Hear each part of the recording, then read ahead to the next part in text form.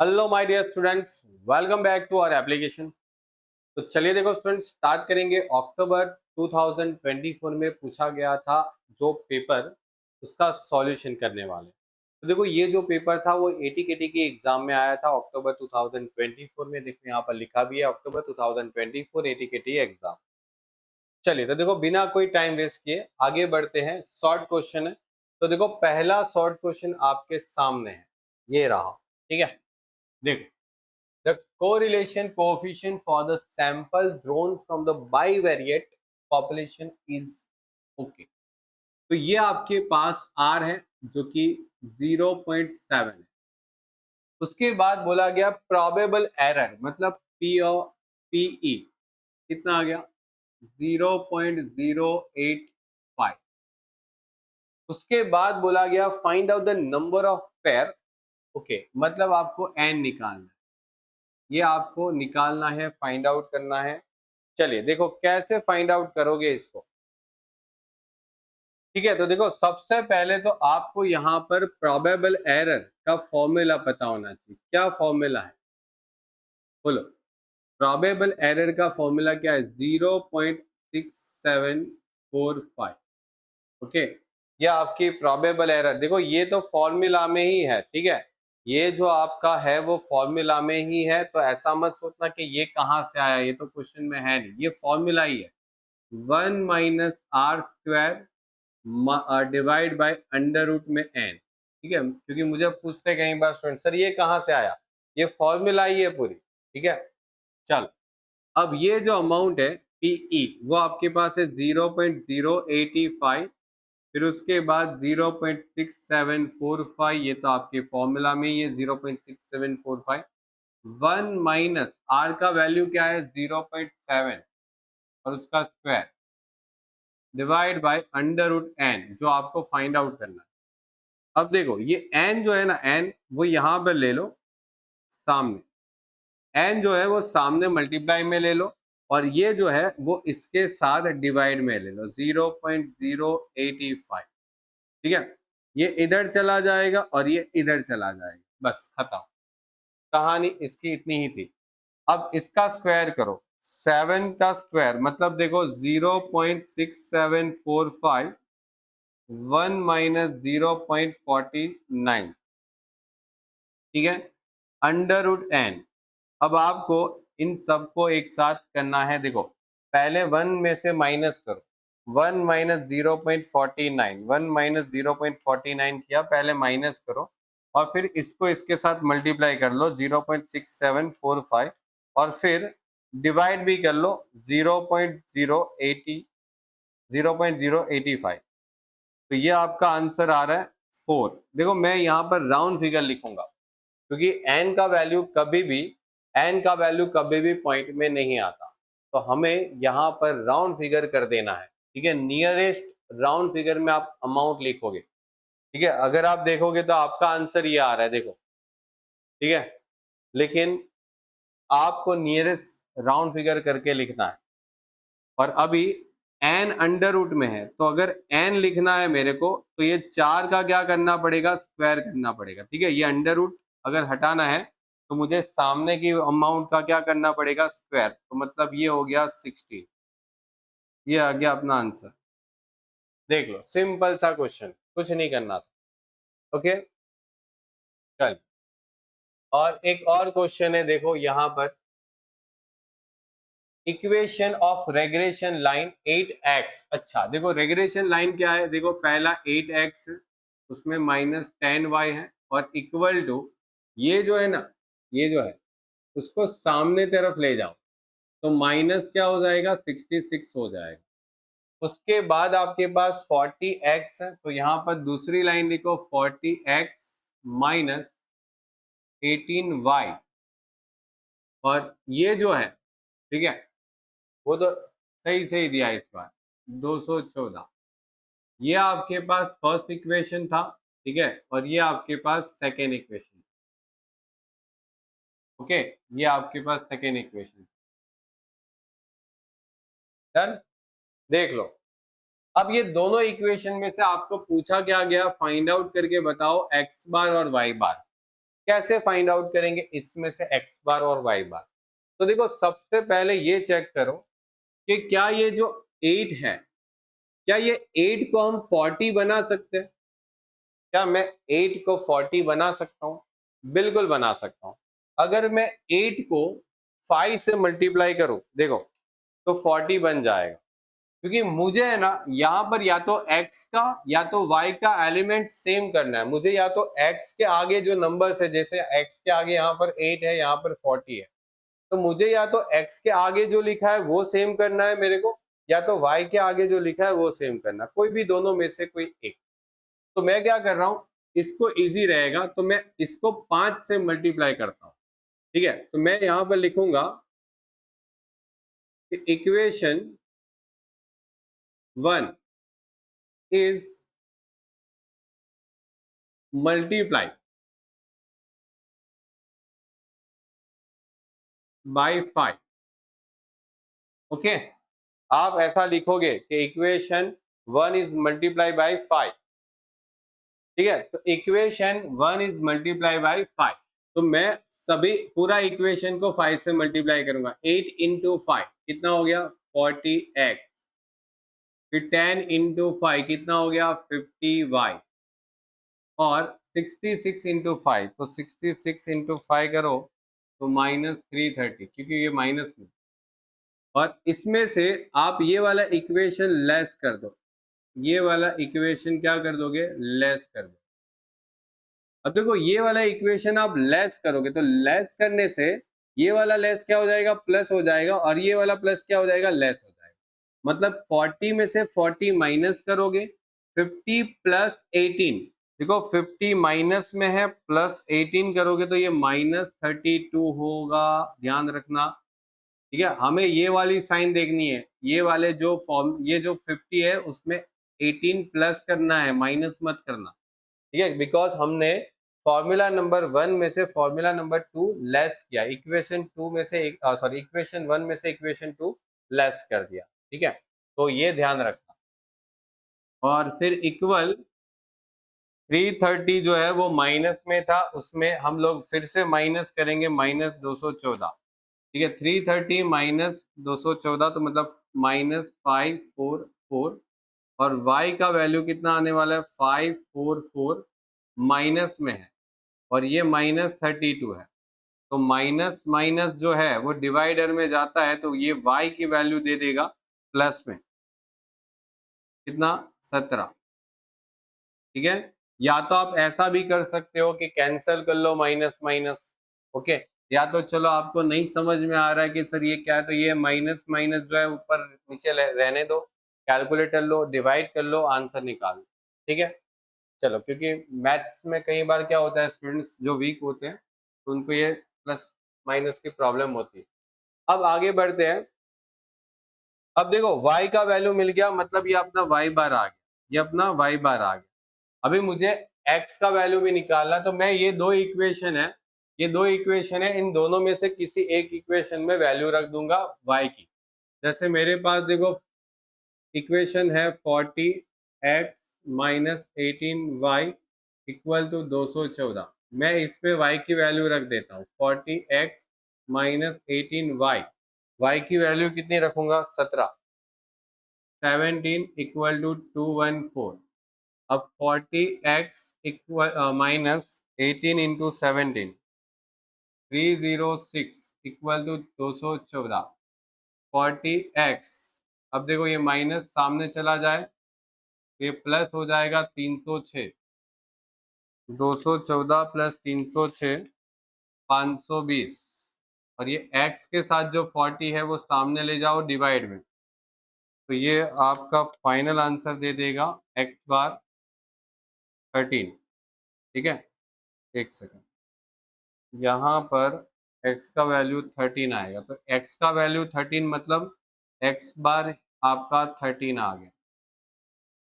ठीक है, यहाँ पर y का वैल्यू 17 मतलब y बार ही आपका क्या आ गया 17 आ गया।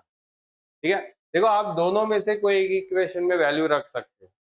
आप मैंने देखो इक्वेशन नंबर 2 में रख दिया, आप इक्वेशन नंबर 1 में भी रखोगे ना y का वैल्यू, तो भी आंसर टैली होगा आपका जो 17 है वो। ठीक है, 17 और 13। चलिए नेक्स्ट क्वेश्चन। अब देखो नेक्स्ट क्वेश्चन में क्या बोला गया, find the missing frequency in the following data and test whether the data is consistent और नॉट, ये पूछा है। तो कोई बात नहीं, देखो इसको तो बहुत इजीली हम लोग सॉल्व कर लेंगे, ठीक है। ये तो मेरे ख्याल से सभी स्टूडेंट्स का एकदम फेवरेट चैप्टर है। देखो आपके पास यहाँ पर ए है, तो ए का वैल्यू 600 है, तो ये 600 होगा। बी है तो बी का वैल्यू कितना है, 200 है, तो 200 होगा। अब ए और बी, तो देखो ए और बी कितना है, तो ये ए और बी का वैल्यू हो गया, कितना हो गया, 240। और उसके बाद एन है, तो एन है 800, ठीक है, इतना वैल्यू हो गया। अब आप क्या करो, माइनस करो, 800 में से 200 गया, कितना आ गया, 600। 800 में से 600 गया, कितना आ गया, 200। 600 में से 240, तो 600 में से 240 माइनस करो, कितना आ गया, 360। ओके, ये अपना ए और क्या रह गया, बीटा, ए और बीटा, ठीक है, ये ए और ये बीटा, तो ए और बीटा, यहाँ पर अल्फा बी हो जाएगा और ये हो जाएगा अल्फा बीटा। अब देखो 600 में से 360 माइनस करेंगे, तो 600 माइनस 360 कितना आ गया, 240। अब देखो यहाँ पर ध्यान दो, 200 माइनस 240, 200 में से 240 माइनस करें तो ये -40 आने, यहाँ पर नेगेटिव जा रहा है, देखो। और हम लोगों ने क्या पढ़ा था कि अगर कोई भी वैल्यू नेगेटिव जाती है तो इसका मतलब ये हो जाता है given data is not consistent. Okay, तो यहाँ पर लिख देंगे कि value of alpha B is -40। Okay, तो लिख सकते हैं given data is not consistent. क्या लिखा है, कंसिस्टेंस और नॉट, तो लिखेंगे नॉट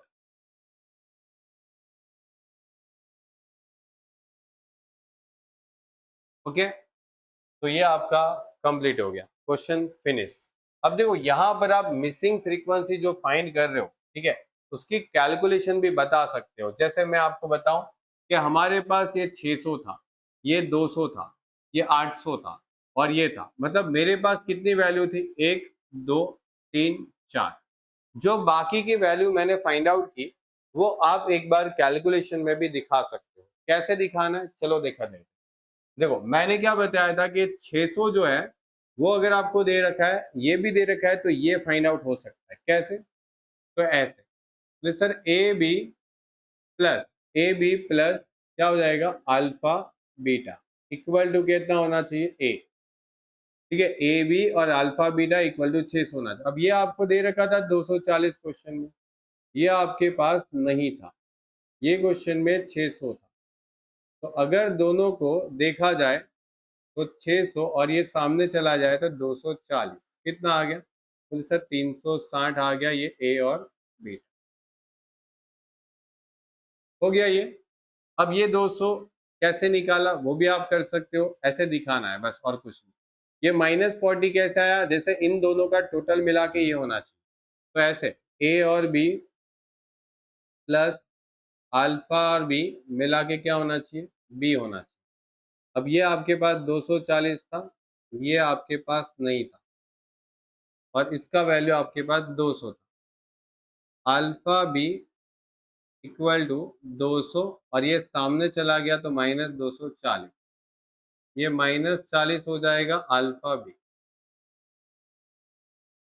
ये देखें, हो गया। तो अगर ये माइनस में जाता है तो आप लिख सकते हो कि अल्फा बी इज नेगेटिव, मतलब -40। ओके, आप -40 लिख सकते हो, and given data is not consistent, ठीक है, ये आप ऐसा लिख सकते हो। कंप्लीट, देख लो क्वेश्चन आपके सामने है। चलिए आगे बढ़ेंगे। आगे का क्या है, तो डिटरमाइन व्हाट द कंपोनेंट। अच्छा देखो आपके पास पता ही है कि जो टाइम सीरीज है उसमें 4 कंपोनेंट है, और ये 4 कंपोनेंट में आपके पास है के time series and observe in the following. Okay, आपको बताना है कि इसमें कौन सा कंपोनेंट लगेगा। देखो, increase in the price of milk and vegetable during the Covid, आपके पास टाइम सीरीज में सीजनल वेरिएशन है, इनरेगुलर वेरिएशन है, ठीक है। ऐसे हम लोग ने 4 वेरिएशन पढ़े थे, ठीक है, हम लोगों ने 4 वेरिएशन पढ़े थे। ओके, तो हम लोगों ने 4 कंपोनेंट पढ़े थे। एक तो लॉन्ग टर्म ट्रेंड था, ठीक है, सीजनल था, साइक्लिकल था और एक था इनरेगुलर। तो देखो यहाँ पर बोला क्या है कि increase in the price of milk and vegetable. जैसे आपको पता है जब कोरोना आया था तो जो मिल्क और वेजिटेबल थे उसके भाव जो है वो बढ़ गए थे। अब ये कौन सा वेरिएशन था, क्यों बढ़ा था, उसका प्राइस में इंक्रीमेंट क्यों हुआ था, कौन सा वेरिएशन था? कोरोना, कोविड आया था। अब ये क्या रेगुलर आता है क्या? नहीं। क्या ये सीजनल है? नहीं। तो ये इनरेगुलर हो गया।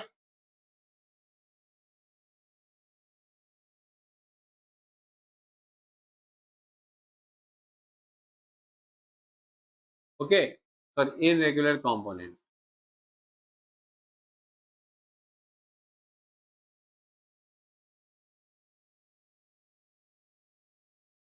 चलो सेकंड, सेकंड में देखो रेन कोट जो है, अगर जैसे बारिश होती है मॉनसून में तो रेन कोट जो है या अम्ब्रेला है उसका सेलिंग बढ़ जाता है, उसका मतलब डिमांड बढ़ जाता है, ठीक है। तो ये आ जाता है seasonal component.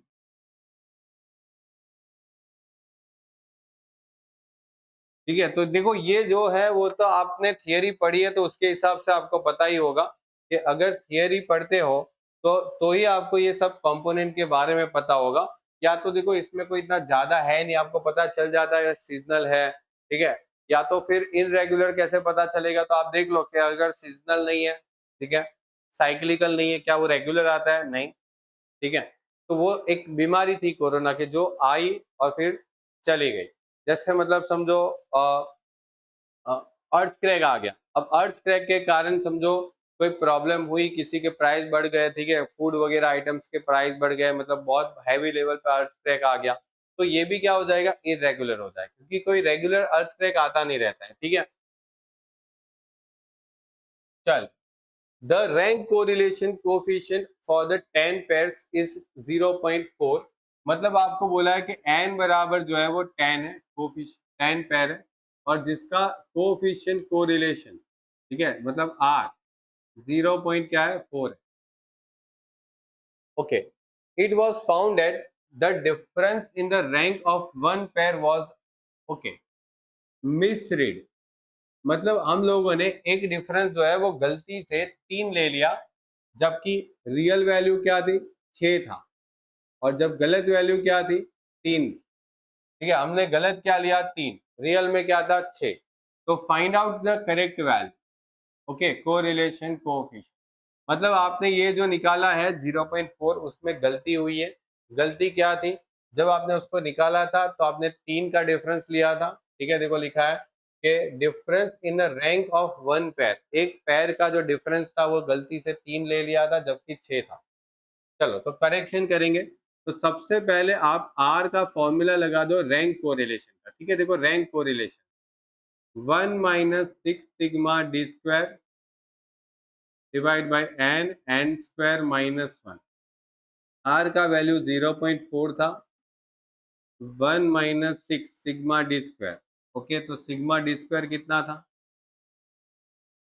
N sigma D square नहीं है, एन कितना था? 10, 10 का square -1, 0.4 equal to 1 - 6 sigma D square. ये बताओ 10 का स्क्वायर, ओके, -1 और इंटू 10 के साथ मल्टीप्लाई करो, 990।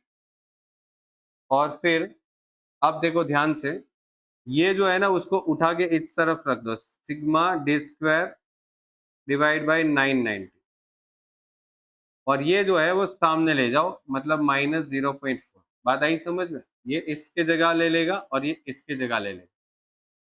ओके, चलो 6 sigma D square equal to, minus करोगे तो 0.6 होगा, और ये डिवाइड में है, सामने जाए तो क्या हो जाएगा? मल्टीप्लाई।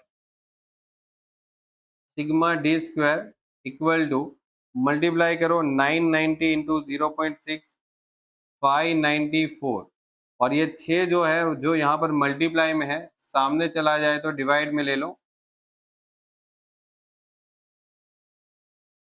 ये 99 आ रहा है। ये आपका सिग्मा डी स्क्वायर आ गया। तो अगर सिग्मा डी स्क्वायर है वो अगर 99 है, ओके, अब इसमें करेक्शन करना है। क्या करेक्शन करना है?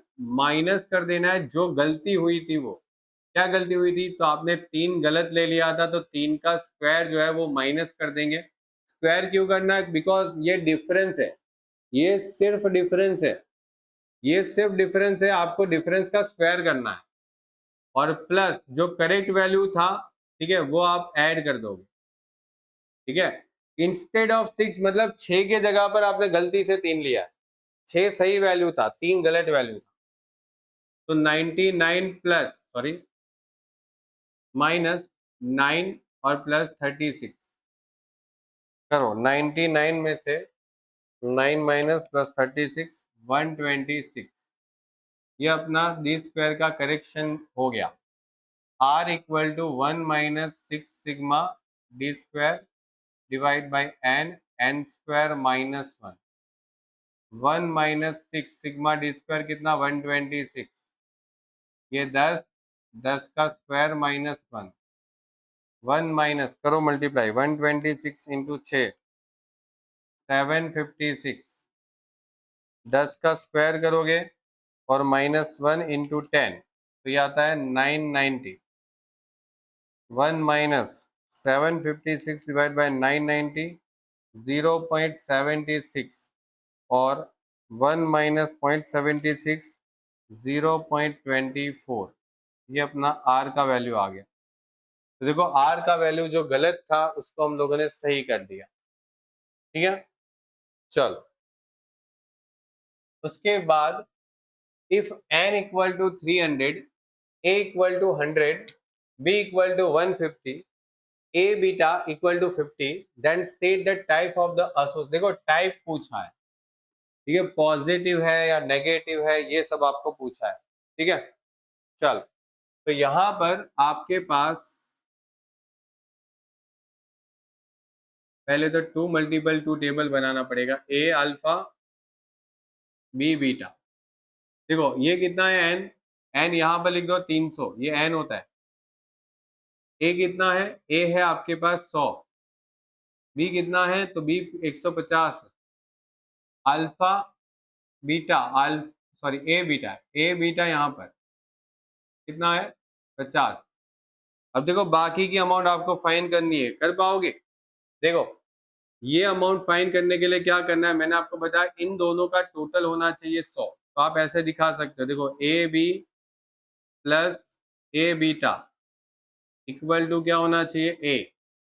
मतलब ए बी आपके पास नहीं है, ये कितना है? 50 है और ये 100।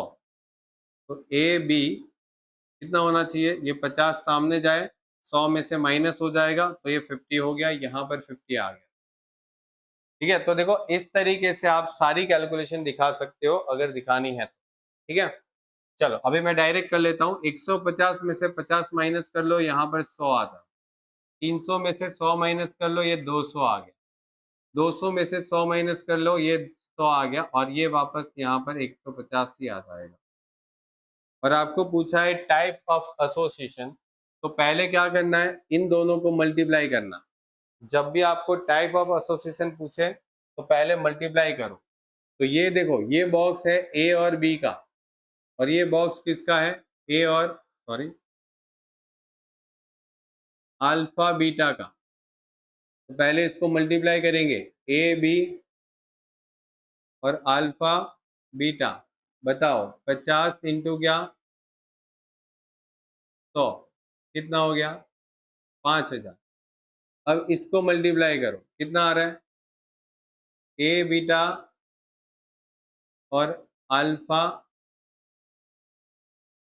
अल्फा बी, तो इसको मल्टीप्लाई करो। ये अल्फा बी था, ठीक है, और ये ए बीटा था। तो यहाँ पर भी 50 इंटू क्या हो जाएगा? 100, 50,000। अब चेक सॉरी 5,000। अब चेक करो ये दोनों का वैल्यू सेम आ गया, ये दोनों का वैल्यू सेम आ गया, चेक कर लो। ये भी 5,000 है, ये भी 5,000, दोनों का वैल्यू इक्वल आ गया। ठीक है, दोनों का वैल्यू इक्वल आ गया, तो अभी क्या लिखोगे, तो लिखोगे independent association between A and B. क्या लिखना है,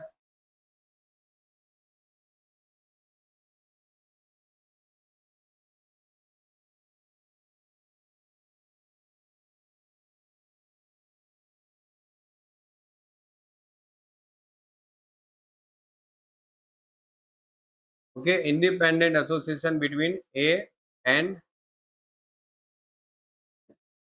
बी। डन। तो ये था आपका क्वेश्चन यहाँ पर फिनिश। ओके, चलिए, और उसके बाद सातवां पॉइंट है जो आपको थियरी क्वेश्चन है वो आपको पढ़ना है कि डिफाइन करना है मूविंग एवरेज मेथड को। ठीक है, तो आपकी बुक्स में मूविंग एवरेज मेथड की जो प्रॉपर मीनिंग है वो आप एक बार लिख देना। ठीक है, चलिए, तो मिलते हैं स्टूडेंट्स नेक्स्ट लेक्चर के लिए, तब तक के लिए गुड बाय और टेक केयर।